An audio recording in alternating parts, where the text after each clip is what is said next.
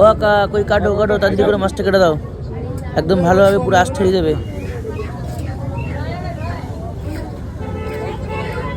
দেখতে পাচ্ছ বন্ধুরা তোমরা, কাকা শুধু ইলিশ মাছই বিক্রি করে থাকে।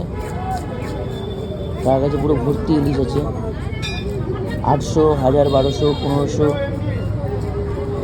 ডিমওয়ালা আছে, ডিম ছাড়াও আছে। আমি যেটা নিচে আছে ডিম আছে, কাকা বললো হালকা ডিম হবে। কাকা কাছ দিয়ে 2 দিন আগে নিয়েছিলাম মাছ, ভালো ছিল মাছটা। দেখা যাক আজকে মাছটা কিরম হয়।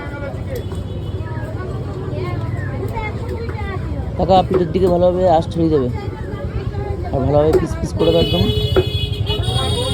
সুন্দরভাবে একদম কাটবে। হ্যাঁ দেখেছো মাছটা আজকে কিন্তু সে মানে রক্ত নেই। আগের দিন মাছটা কাটলে কি সুন্দর রক্ত হলো, সাদা ছিল। দাও দেখি খেয়ে কিরম হয়, তার বলবো ওখানে পরের দিন।